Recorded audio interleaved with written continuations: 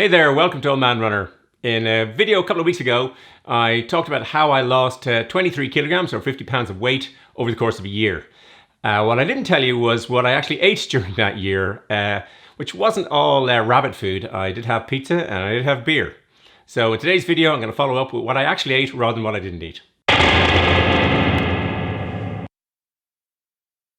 In the first video, I went through all sorts of tech and techniques that I used to try and help me lose weight. What I didn't show you was that it was actually quite enjoyable as I went along, and there were days when I ate pizza and pancakes and beer and burgers. So today I'm going to talk a little bit about that. The first thing you want to try and establish is a repeatable pattern, one that works for you. We're all different, we all have unique bodies, but find a pattern that works for you. And you'll have seen in the previous video my Withings data and the data from my MyFitnessPal, and I was able to establish a pattern where the weight was going down. Now, you're always going to be either gaining weight, so you eat, you'll have lunch, I'm going to gain weight in a little while. You go to the toilet, you lose weight. You're either gaining weight, losing weight, or you're staying the same. And I think the thing is, don't be in a rush.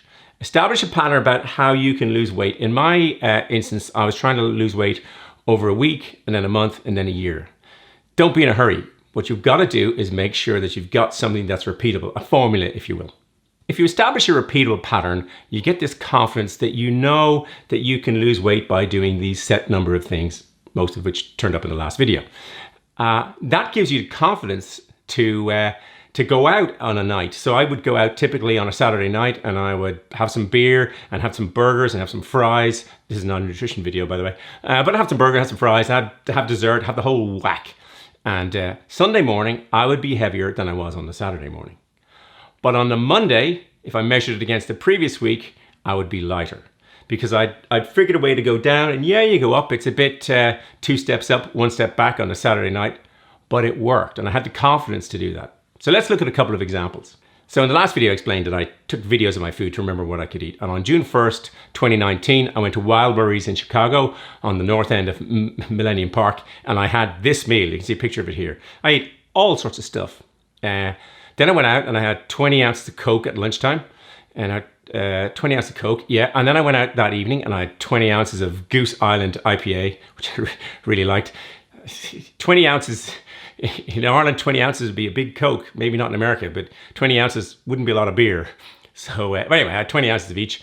And then I had 2 slices of Lou Malnati's deep dish pepperoni pizza. I mean, that's a lot of calories. But I lost weight that day. So all of that pancakes, all of the big, huge breakfast, how did I do it? Well, I walked a huge amount. I think I stationary bicycled in the hotel for an hour, and then I walked all over Chicago for the day. I didn't eat lunch. I'd eaten a gigantic breakfast. So you can eat a lot of stuff and still lose weight. And then the following day, I went to Lou Mitchell's in Chicago and ate more pancakes. I didn't lose weight that day because I didn't have any outputs. I mean, I just put all the inputs, but hey, it was my last day in Chicago. What are you going to do? During the time I was losing the weight, I would calculate the steps every day. So I did 28,000 on that day in Chicago when I lost weight overall. And it's about 10,000 is about 8 kilometers. 10,000 steps is about 8 kilometers or 5 miles. But I'm a big fan of the 10,000 steps. And at the moment, because of the coronavirus and all that, we're probably all not walking as much as we would. But I would be religious about 10,000 steps. And if I did 30,000, I think I got to 40,000 one day.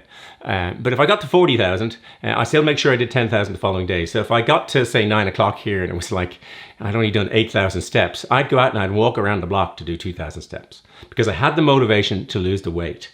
And to me, the whole key thing is actually the outputs. If you get enough outputs, the inputs will kind of look after themselves. So let's look at what I actually put into the body. We've talked about the outputs. Let's look at the inputs. So what did I actually eat? Well, let's talk about drinks first of all. So I got a variety of these here. So this is 500 milliliters of water. So this is no calories. I don't particularly, I drink water, but it wouldn't be my favorite. Okay. Here's some Coca-Cola, 500 milliliters of Coca-Cola. Okay. Here is a mango smoothie. And here's something called Vit-Hit 500 mils. Okay. And it's important, this concept is you can just substitute. So if we drank water, we wouldn't have any calories. But I mean, yeah, it's important to drink water. Let's not forget that.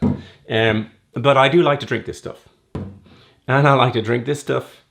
And I like to drink this stuff. But when you're actually looking at just calories, not nutrition, just looking at calories, they're very different. This mango smoothie, it tells me great things. Fruit in a bottle, you crushed it. It tells me all sorts of stuff about how good it is. It's got 56 calories per 100 milliliters. Okay. This has got 42. So if I drink this thinking I'm going to lose weight, I'm deluding myself. You need to read what it says on the ingredients. Forget all the nonsense they write. I mean, magnificent mango. Actually, I love it. I actually love this stuff. It's by Innocent. But it has a lot of calories in it. This doesn't tell you anything about health particularly. I mean, they give you the calories and all that sort of stuff. And then it says, I will never make plans without you again. I mean, that's what it says right here. I will never make plans without you again. Anyway, we'll move on. There's 210 calories in this bottle of Coke. I mean, it's very disingenuous because here they start talking about 105 calories, but that's per 250 ml. And elsewhere they talk about per 100 ml. So you got to have your wits about you. And it's not just Coke. All of the people talk about serving sizes. But this has got 210 overall. This, which is the same volume, has 35. It's VitHit. Tastes great. There's also, there's a variety of different flavors. So you can get it in as low as 10 calories for 500 ml. But because it also has vitamins, I really like it. I drink lots of this. I hope it's not full of really bad stuff, but I drink a lot of this stuff. So by just doing a little bit of product substitution of taking, instead of having the mango smoothie, having this, you can dramatically cut down on the number of calories. And it's a bit like the Sky or Ineos's marginal gains. That's what you're trying to do. It's just chipping away at it each time, and just by a little bit of substitution. And the same goes for breakfast. I eat the same breakfast every day, apart from my days out in Chicago. I'm eating the same breakfast, which I really love. I eat a banana because I love bananas. I'll make a separate video about bananas one day. I love bananas, absolutely adore bananas. I have raisins and I have 2 Weetabix with low-fat milk. And Weetabix this is the generic Tesco substitute. They're biscuits with wheat in them, and I eat 2 of those. Now, when you go into the store and you look at stuff, I'll show some stuff in the pictures alongside. You'll see all sorts of stuff that tells you it's really healthy, and it probably is. But you look down and it's got all sorts of different ingredients that make it. So granola, by way of example, has a lot of calories in it.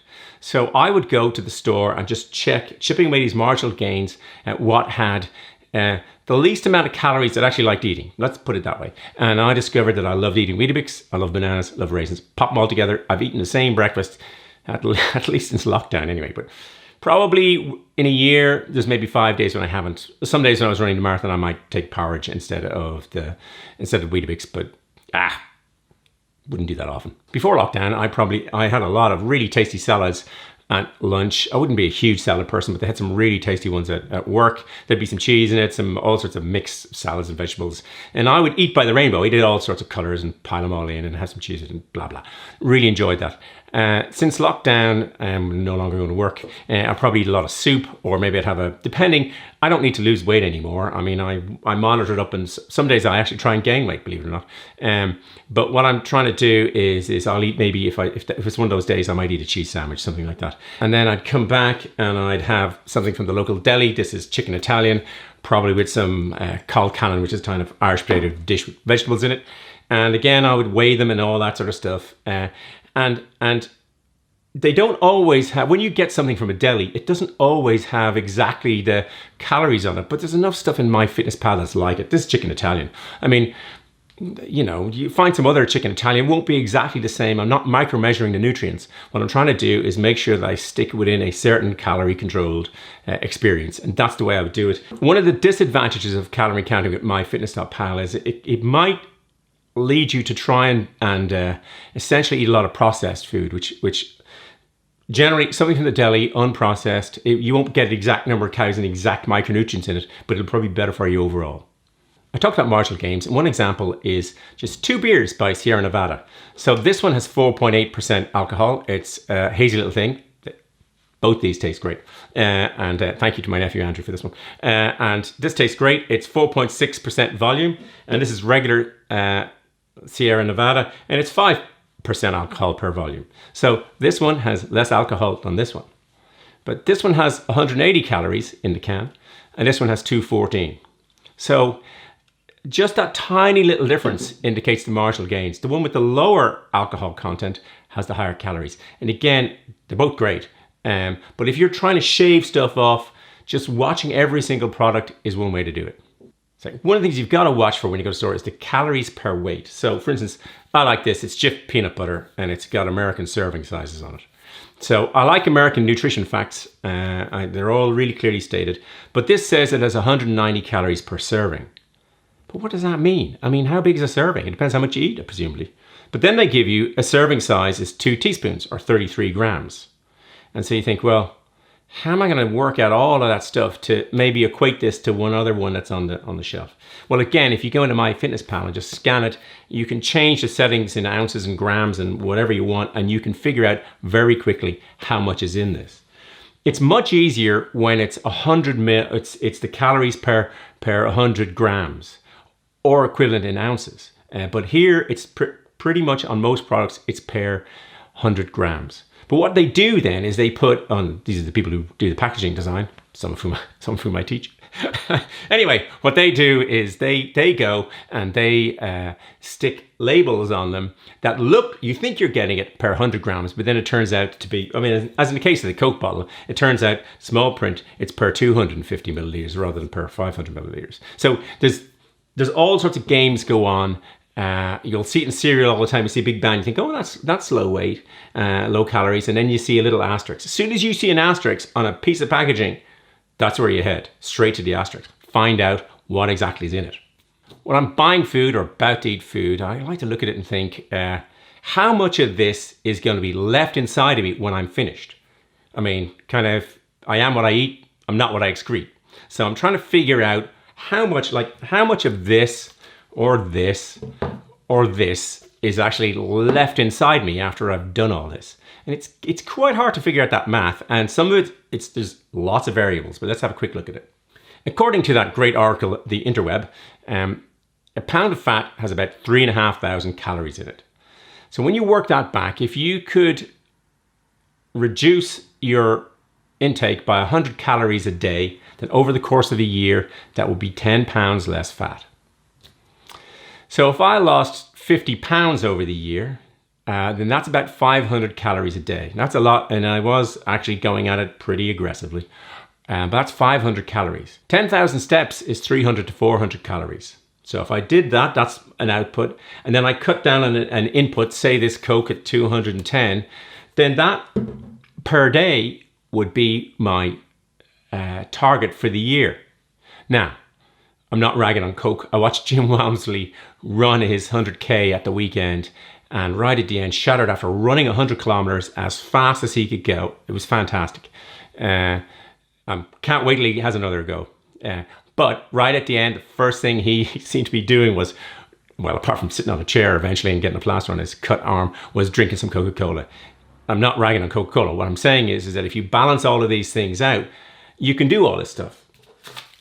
I love this stuff. Tony's Chocolate Only. I don't know how many calories in this. 180 grams. There's 534 per 100 grams. Okay, so after my marathon, I ate one of these. Not part of it, all of it. If you have enough outputs, the inputs will look after themselves. Again, it's important that you have a nutritious diet. All of these things you can eat and drink, and beer, the pizzas, whatever the hell else, as part of a balanced diet. As I said at the start and at the end of last year's, consult a physician or a dietitian or a nutritionist for better advice. This is simply about how I lost weight during the period. I hope you found the video useful. It'd be great to put some stuff in the comments and we can debate that below. There'll be a subscribe button, and then there'll be some other videos popping up that are related to it in some fashion. But thanks for watching. Until the next video, just keep running along.